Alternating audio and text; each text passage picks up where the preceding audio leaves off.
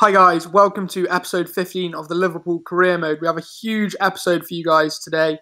We obviously have that massive return leg at PSG away in the Champions League. We also have 3 Premier League games, Newcastle, Spurs and Everton. Obviously the Premier League is wrapped up this season. We have won the league. Therefore, on the screen, we're playing quite a rotated side with that. Our main focus being on that PSG game. The likes of Minamino, Origi, Elliott, Adeyemi, Oxlade-Chamberlain, all getting games.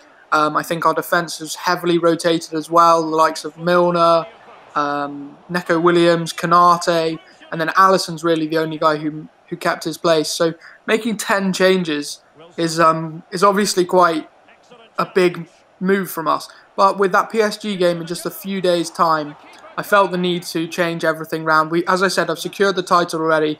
It probably means that Newcastle are favourites for this game. It's annoying losing games if you're not playing your best team, but I just thought I'd give these guys a go. Hopefully, if anyone performs well, then they could get a chance in the future. But it would be a very poor start from us. As you see, Joe Willock gets a lot of space in our box. The lack of holding midfielder in this sort of rotated side is definitely an issue.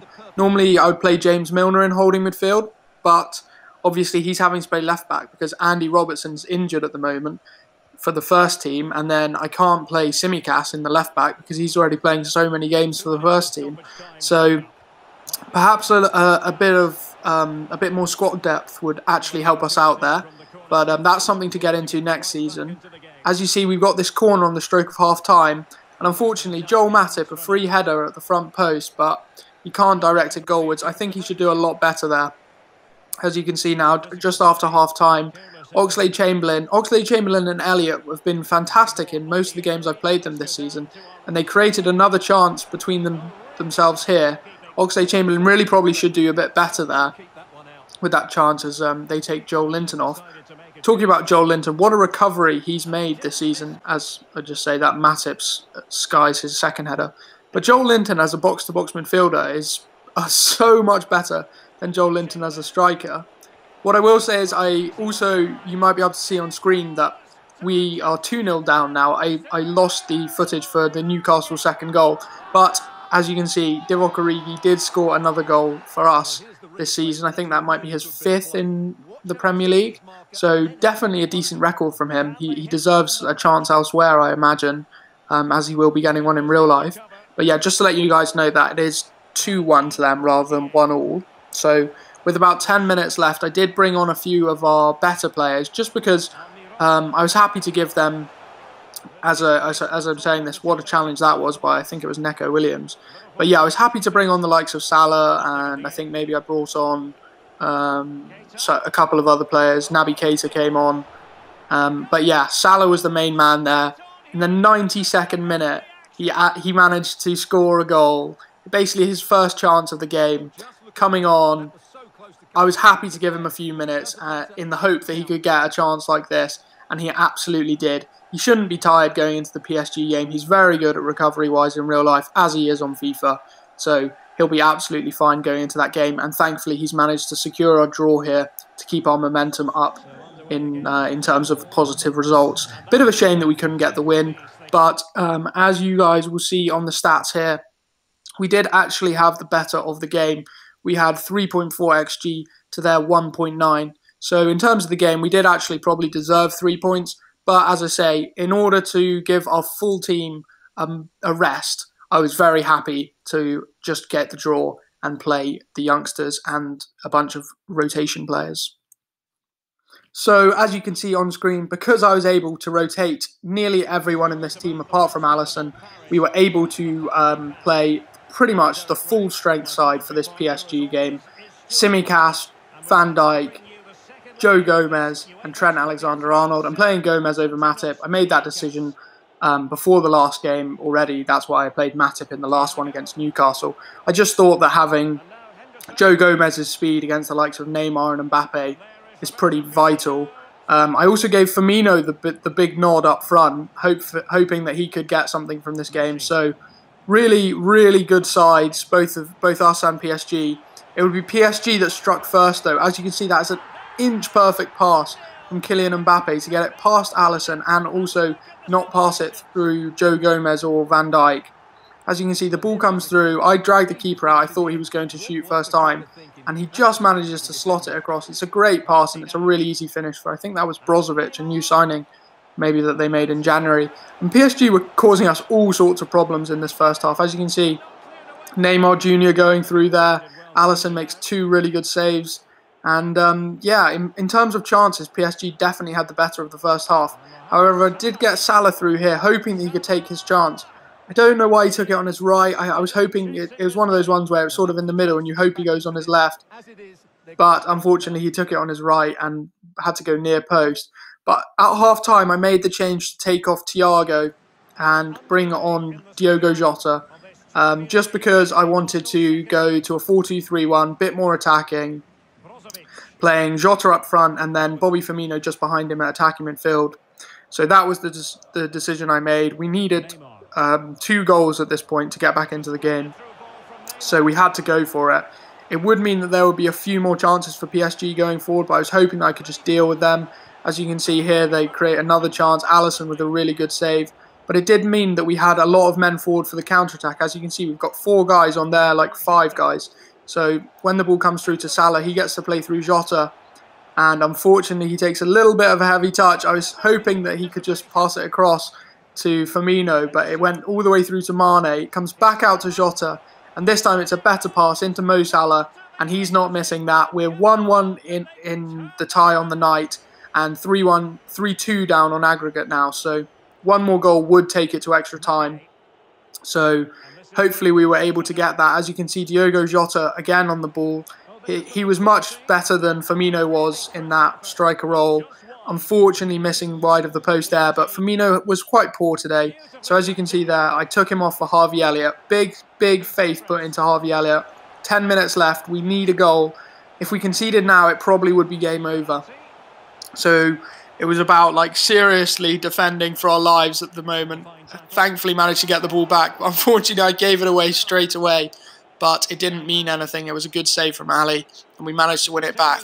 Sadio Mane now in the 88th minute, and he manages to find that classic goal. He finds a bit of space in the box on the left and plays in Diogo Jota, and that is a carbon copy of nearly every goal we've scored this season. Mane beating his man, getting a bit of space, and pulling it back to Firmino or Jota or whoever's lining up to put the ball in the net. And as you can see, this would take us to extra time. It was a fantastic comeback from us. We needed 2 goals in the second half. We had to play more attacking. We had to back our defence, and thankfully we did. As you can see, the team is pretty tired on screen now.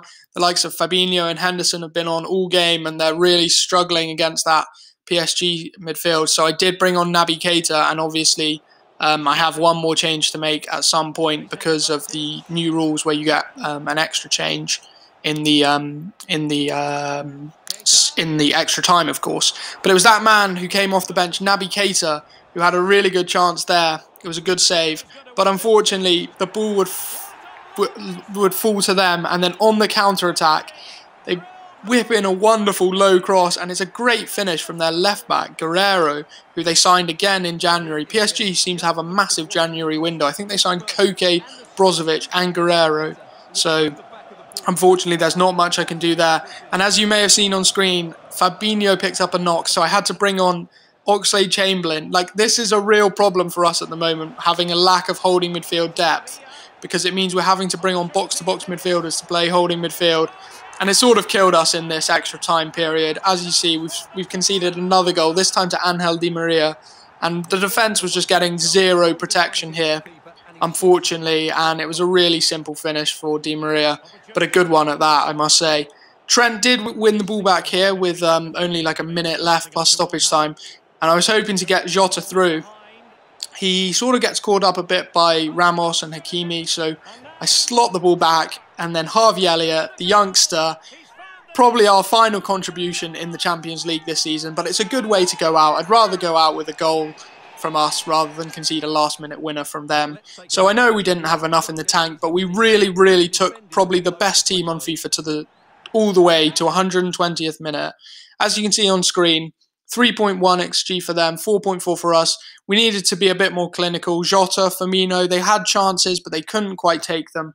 But we'll definitely be back next year. Mark my words, we will get back into the Champions League next year, and we will go further than we did this time. Good luck to PSG. Obviously, we hope that they go on to win. It's nice. It's nicer knowing that you've lost to the eventual winners. But like in previous seasons, when Liverpool have been knocked out of the Champions League, it's devastating for the fans. But what do the fans like the most? New signings. And this is exactly what the board did for us once again. In 2 years ago, when we lost in the Champions League final, the board went out and they signed Fabinho for us. And this time the board have gone out and they've gone out and signed Jude Bellingham. An absolute monster for the future. They paid about £40 million for him. They signed him on a 5-year deal. No release clause, really low wages again. And he will be joining us in September next season. Really good signing. Only 79 rated at the moment, but he's definitely one for the future. Talking about guys for the future, Sun Hee Ko. He is 65 rated and 16 years old. And as you can see here, has potential to be special. So definitely in the future, he's one that could be taking over our left wing or right wing position, depending on his development, how far he gets. But yeah, 2 really good players coming in for the future that we've just signed there. And we go now into the Spurs game. Spurs had a lot of tired bodies. So did we. We had a few guys for the like. For example, Hendo was tired. Van Dijk was a bit tired. Tsimikas was tired. Trent was knackered, so I had to take him out. But I really wanted to win this game against Spurs, so I didn't rotate everyone. I kept the likes of Salah, Jota, Mane, etc. And it was a really good start. That man, Salah, giving it to Mane. Really good finish from Mane. And yeah, we went 1-0 up early on in this game. And as I was saying, I definitely wanted to win this game in terms of like the momentum. I didn't want this season to sort of end on a damp squib. I know we got knocked out of the Champions League. And I know we wrapped up the Premier League very early on, but we had to keep momentum. We obviously have the FA Cup final coming up, and that is a massive Merseyside derby. Like, FA Cup finals don't really get much bigger than that, than a Merseyside derby. So I wanted us to keep playing as well as possible. And in the first 20-odd minutes against Spurs, that was absolutely the case. That ball into Jota from Mane and the goal from Jota is a fantastic finish from him. Really, really good with his left foot. He's definitely 2-footed, and he's becoming pretty much one of our key attackers this season. I mean, if he isn't in the running for Player of the Season for us, he definitely has to be close. I mean, Salah, he's been good. We obviously had to leave him out a little bit due to AFCON. The same with Mane. I think Jota could be in the running. I don't know. Alisson's obviously been another really good one. That man Jota playing in his counterpart Salah, and it's a great finish from Salah. Interestingly, I think this is the first time this season where our front 3 have scored all 3 goals and they've each assisted one as well. So in those first 3 goals, we had Salah score and he was assisted by Jota. We had Mane score, who was assisted by Salah. And we had Jota score, who was assisted by Mane. So pretty incredible, that sort of spread of goals and assists. Alisson, of course, making big saves for us. Unfortunately, though, it would be one chance too many for them. Heung-min Son getting on the score sheet. 3-1 up at the moment with probably, I think, just before half-time, as you can see on screen. So definitely a lot of time still to play. We had to play better in this period up before half-time. It was a bit poor from us just to give them such an easy chance. Tsimikas not quite following the man as Van Dijk goes out. And just before half-time, they would have a corner. Tried to clear the ball here. Ali with a great save. And unfortunately, Neco Williams, he's been trusted in a big game. But I don't know. Maybe I should have started Trent instead. He was a bit tired, as I was saying. But I don't know. Potentially, Trent would have cleared that with his right foot and hooked it clear. I did just click the circle button. So I don't know whether that's Neco's lack of composure or defensive awareness or something. But for some reason, he's not cleared that in the right direction. And going into half-time at 3-2 definitely wasn't as good as it could have been. However, the start to the second half was ferocious. That ball in from Jota on the right into Mane is a great finish. And when it comes to the end of season awards, I'm sure that will definitely be up there for goal of the season contender. We've got the goal of the season award to give out. We've got the players' player of the season, the coach's player of the season, and then obviously the young player of the season as well. So that will be after the final episode. That will be sort of like a finale episode where we get to look at some of the best things that we've had this season, some of the best performances, and some of our best goals and assists, of course. Back to this game, we were creating very good chances versus Spurs. We had that one with Fabinho, we had a Thiago chance, we have another header there with Salah, but we couldn't quite find the fifth goal.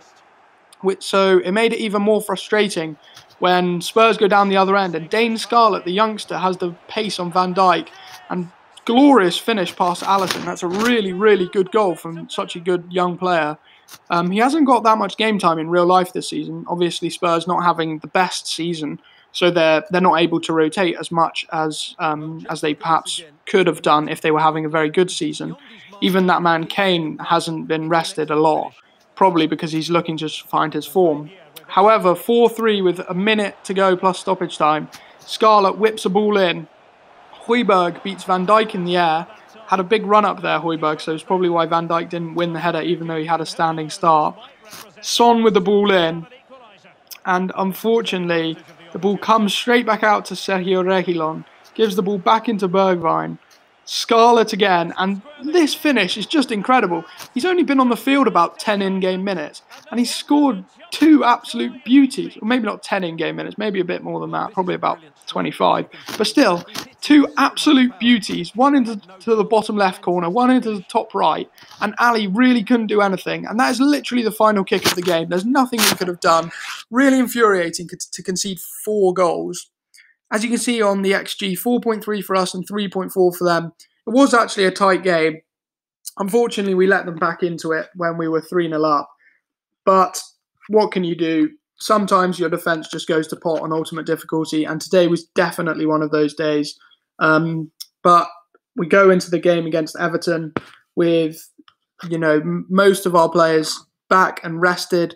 Tsimikas and Van Dijk, I think, were the only 2 players that were pretty knackered. But apart from that, we had Trent back, we had Joe Gomez back, Firmino was fresh to play, Hendo was fresh to play. So pretty much the full-strength side versus this Everton team. Dominic Calvert-Lewin didn't play in the last game. Do you remember he came on in like the last minute and scored against us? Well, this time he was starting, but at left midfield. So I don't really know what's going on with Rafa Benitez. Agent Rafa is in full flow, trying to get Everton to go down. But it was a really good start for us. A great layoff from Salah and an excellent finish from Firmino. Firmino and Jota, they're so hit and miss. Like, one of them is always scoring pretty much every game. I'd like to see the stats on, like, if our centre forward has scored in pretty much every game of the season. But I don't know exactly. But between them both, they've probably got about 50, maybe 55 goals in all competitions, which is actually mental when you think about it. That's not even including assists. And this game was just brilliant against Everton. It's exactly what I wanted from the Spurs game. I really wanted us to go out, and after that loss to PSG, and after a bit of disappointment getting knocked out of the Champions League, I wanted us to go out and make a statement. And this was it against Everton. 2 goals inside the first 20 minutes. And then there's just loads of space again for Bobby Firmino. It's an excellent pass from Thiago. And Firmino, ever selfless in that front 3. He gives the goal to Salah, just literally gifts it to him. There's no way Salah would have missed. Firmino probably would have scored himself, but occasionally assists are more valuable than the actual goal, and that is definitely one of the cases where that would be true. Unfortunately, this goal here that Everton managed to get back wasn't as ideal. Flashbacks to the Spurs game when they scored just before on the stroke of half-time. We then had this glorious chance with Firmino, but Pickford with a really good save. But thankfully we did manage to get to half-time, this time at 3-1 rather than 3-2, which did fill me with a bit of confidence. We then had another glorious chance, this time Salah, trying to play Mane in at the back post. And it's that man again, Jordan Pickford, with an excellent save, this time from Hendo. They used to be teammates at Sunderland. He'll be annoyed that he didn't let that one in. But thankfully, Mane, off the resulting corner kick, Trent Alexander-Arnold with a fantastic pass in.